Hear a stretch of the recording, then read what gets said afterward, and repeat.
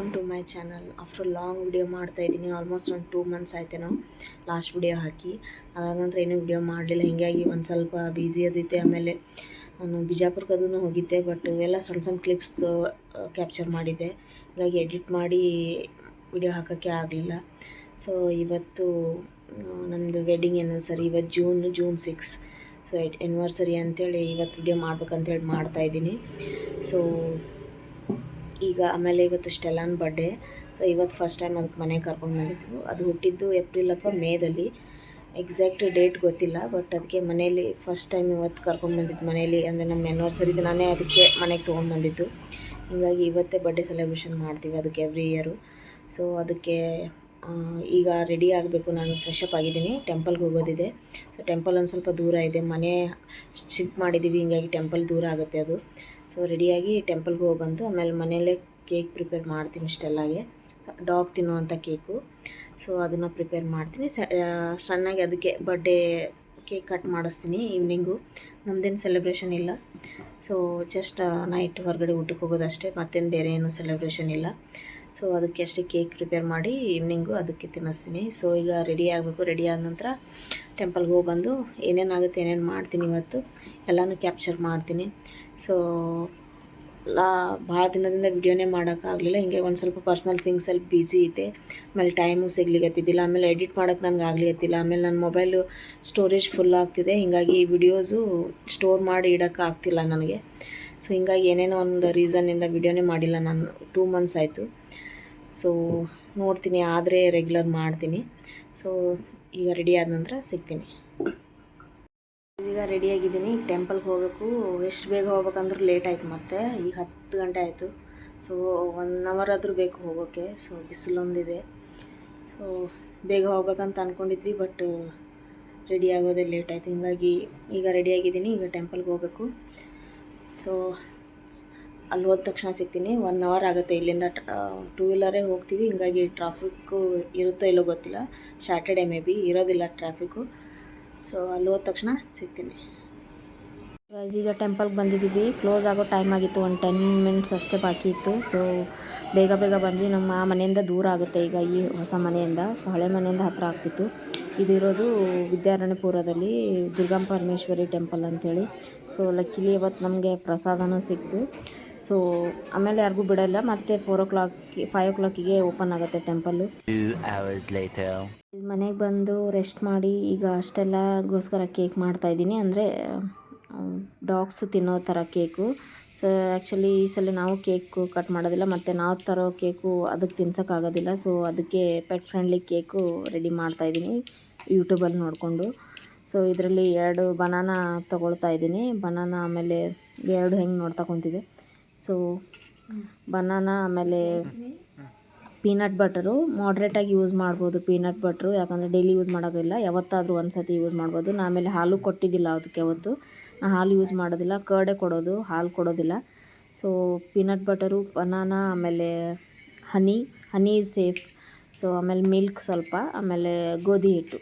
ಮೈದಾ use ಮಾಡ್ತಾಯಿಲ್ಲ. So ಗೋಧಿ ಹಿಟ್ಟು ಯೂಸ್ ಮಾಡ್ತಾಯಿದ್ದೀನಿ ಇದಕ್ಕೆ. ಸೊ ನೋಡೋಣ ರಿಸಲ್ಟ್ ಹೇಗೆ ಬರುತ್ತೆ ಅಂಥೇಳಿ. ಇಲ್ಲಿ ಕುಕ್ಕರು ಪ್ರೀ ಹೀಟ್ ಮಾಡ್ಕೋತಾ ಇದ್ದೀನಿ ಒಂದು 10 ಮಿನಿಟ್ಸು ಲೋ ಫ್ಲೇಮಲ್ಲಿ.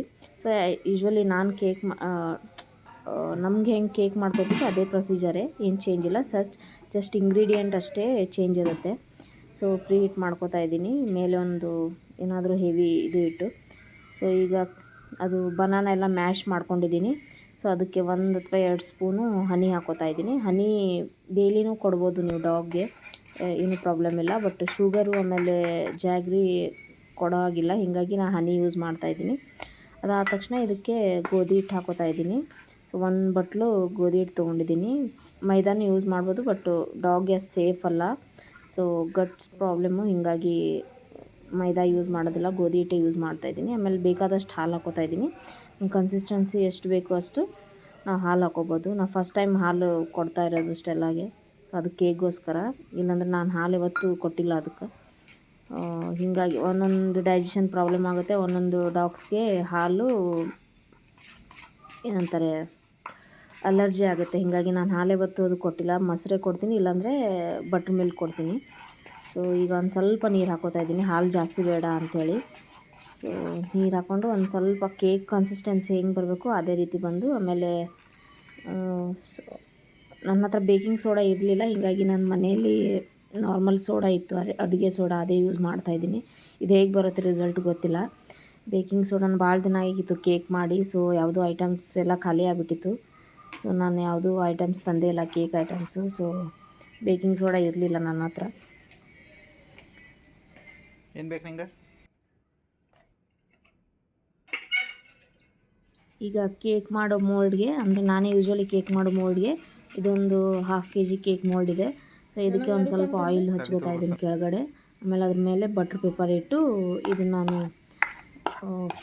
ರೆಡಿ ಮಾಡಿದ್ದೆಲ್ಲ ಕೇಕಿದು, ಸೊ ಅದನ್ನು ಅದರಲ್ಲಿ ಹಾಕೋತಾ ಇದ್ದೀನಿ.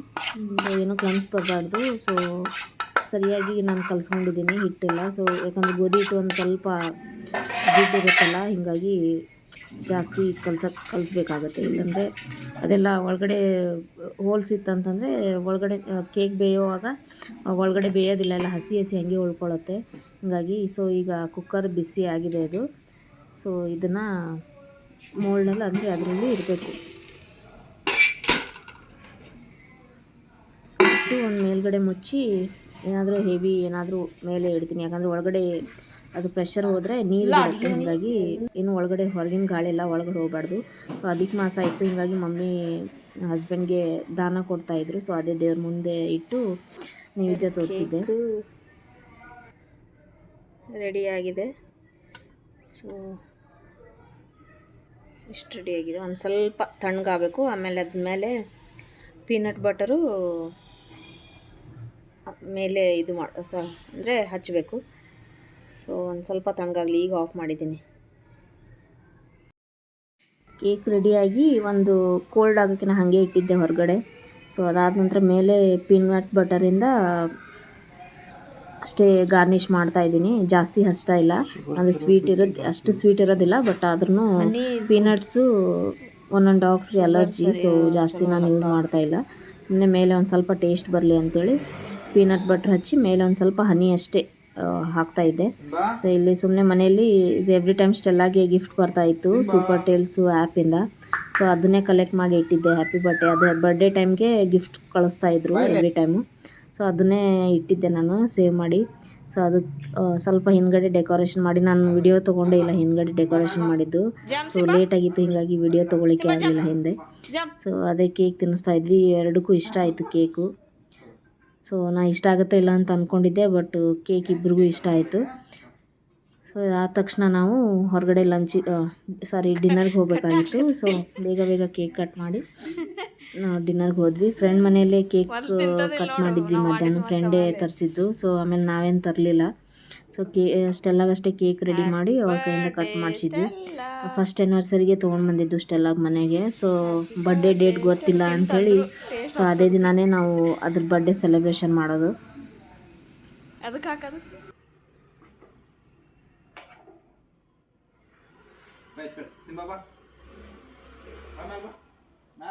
Jump Simba.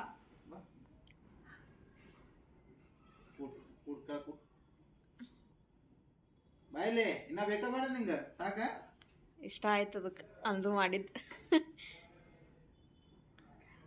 ಇಷ್ಟಲ್ಲ ಬರ್ತಿಲ್ಲ ಸ್ಟೆಲ್ಲಾ, ಹೇಯ್ ಸ್ಟೆಲ್ಲಾ ಇಲ್ಲ ನೋಡಿಗ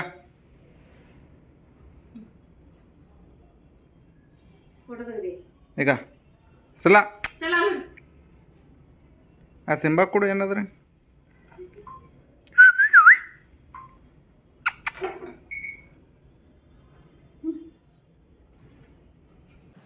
ಸ್ಟೆಲ್ಲಾ ಇಲ್ಲ ನೋಡಿಗ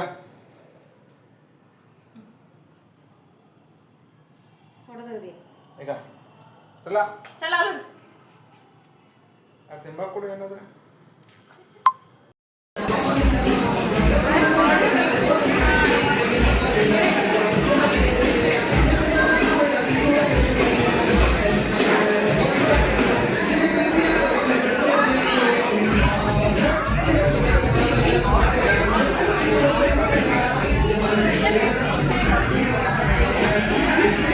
ಗೈಸ್ ಡಿನ್ನರ್ ಮುಗಿಸ್ಕೊಂಡು ಇಲ್ಲಿ ಐಸ್ ಕ್ರೀಮ್ ತಿನ್ನಕ್ಕೆ ಬಂದಿದ್ವಿ. ಅಲ್ಲೇನು ವಿಡಿಯೋ ಮಾಡೋಕ್ಕಾಗಲಿಲ್ಲ, ಯಾಕಂದರೆ ಹಿಂದ್ಗಡೆ ಮ್ಯೂಸಿಕ್ ಪ್ಲೇ ಆಗಿತ್ತು. ಸೊ ಕಾಪಿರೈಟ್ ಬರಬಾರ್ದು ಅಂಥೇಳಿ ನಾನು ವಿಡಿಯೋ ಏನು ಮಾಡಲಿಲ್ಲ.